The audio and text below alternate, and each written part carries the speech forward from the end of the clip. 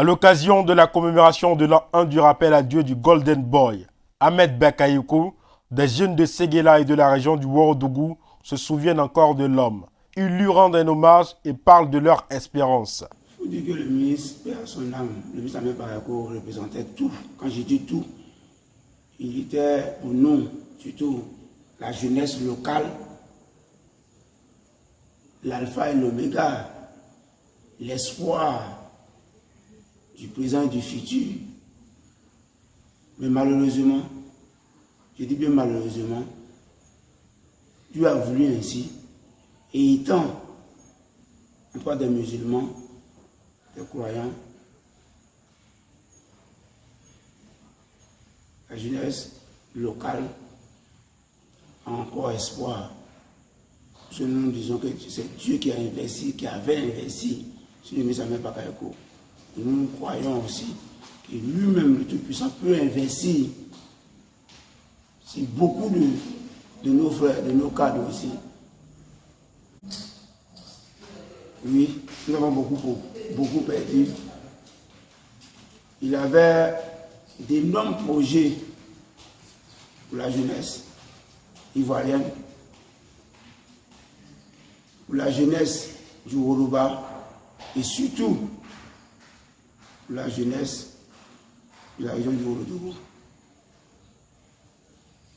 Nous ne pouvons pas dire aujourd'hui que tout est parti en l'air. Mais voilà pourquoi je disais tantôt qu'on a encore espoir. L'organisation, presque toutes les associations de la jeunesse, tout ce qui est association de jeunesse dans notre Ouorodougou, Bakayoko avait réussi quand même à faire bouger les lignes au niveau des associations. Donc ça pète. Franchement, on sent jusque-là, ça pète parce que nous avons beaucoup de projets avec lui. Il y a plein qui ont été faits, mais ce qui n'a pas été fait est resté encore beaucoup. Donc à chaque moment, on pense à lui et à chaque moment, on pense qu'on a perdu quelqu'un qui nous a fait prix comme fils en tout cas. Parce que c'est une bête pour nous, surtout pour la jeunesse. Surtout pour la jeunesse. Donc nous, en tant que premier responsable du fêtier, du CNJ, vraiment la pète est énorme. Personnalité d'une grande vision comme Ahmed Bakayoko, d'une générosité, enfin inimaginable comme Ahmed Bakayoko, surtout même une étoile montante. Vraiment comme Ahmed Bakayoko, il n'a pas été du tout facile. Et jusqu'à présent, sans vous mentir, vraiment on a encore des séquelles en nous. Remplacer Ahmed. Honnêtement, ça peut le dire, lui ne peut remplacer Ahmed. Ça fait que le développement, c'est vraiment appris un coup. Et on souhaiterait vraiment faire, même qu'on profiter, faire aussi un cri au président, vraiment de ne pas oublier le Ouorodougou. De ne pas oublier le Ouorodougou, sinon ça serait encore deux fois utile encore avec nous. Nous ne cesserons même de pleurer avec Bakayoko. Or, cet homme multidimensionnel, cet homme qui créait la cohésion, cet homme qui crée la synergie entre les fils et filles. Cet homme qui faisait donner la confiance à l'agriculteur, qui donnait la confiance aux démunis, pas à chaque fois dans ses actes, mais dans ses paroles et dans ses actes. Nous pleurons tout à Ahmed Bakayoko. Nous ne cessons de pleurer Ahmed Bakayoko.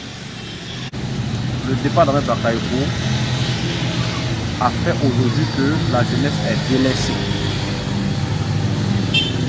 Je dis que pour la jeunesse, Ahmed Bakayoko a laissé un vide. Mais nous commençons à développer l'esprit Ahmed Bakayoko. Et ça marche. On dirait qu'il savait qu'il n'allait pas durer longtemps. Il a mis en place un système aujourd'hui qui nous fait bénéficier. S'il faut avoir le courage de le dire, c'est grâce à Ahmed Bakayoko que la jeunesse du district de Yoruba est regardée par les cadres. Le mouvement continue, jusqu'à preuve du contraire, il continue et le mouvement va toujours porter son nom. Pour certains, il était l'étoile, mais pour moi, il était la lune. Parce que chaque fois que je le rencontrais, je repartais satisfait. Et j'ai aussi cité 3 exemples. La première, c'était au Parc des Sports à Trècheville, lors d'une cérémonie avec la jeunesse du RHDP. Et il a permis à 8 jeunes présents à cette cérémonie-là, pour ceux qui avaient déjà un emploi, de pouvoir financer leurs projets. Pour ceux qui étaient au chômage, de pouvoir avoir de l'emploi. La deuxième fois, c'était au Palais de la Culture de Trècheville. Ce jour-là encore, il permettait à un certain nombre de jeunes de bénéficier de 5 millions chacun pour pouvoir réaliser des projets. Et pour parler encore d'Ahmed Bakayoko à Bobo, je me souviens encore ce vieux qui poussait ce qu'on appelle Wotro. Il allait, il a retrouvé le vieux et il a sorti de cette souffrance. Même si je m'arrête là, parce que je me suis dit que mon tour allait arriver. J'attendais toujours mon tour d'Ahmed Bakayoko, mais hélas. Nous reconnaissons à Ahmed Bakayoko que tous les jeunes du Yoruba considèrent d'abord comme un grand frère avant d'être une personnalité. Nous le considérons comme un grand frère qui était très proche de nous, qui était très généreux et qui était très humaniste. C'est vraiment une grosse perte. Nous continuons de le pleurer, mais en même temps, nous prions pour le repos de son âme.